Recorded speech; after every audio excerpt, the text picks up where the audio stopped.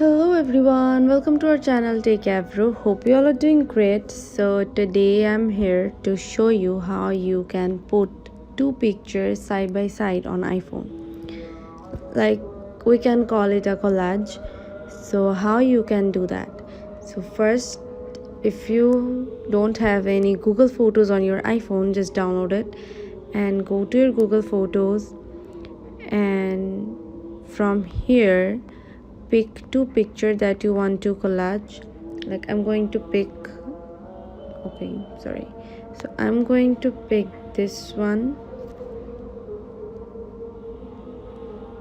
and I'm going to pick this one and this one.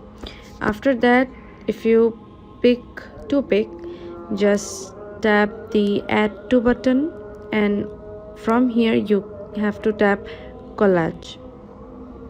So this is how you can add two pictures side by side on iPhone. So yeah, thanks for watching. Hope this video helps you. Don't forget to subscribe to our channel and don't forget to hit the bell icon button. Bye bye. See you in the next video.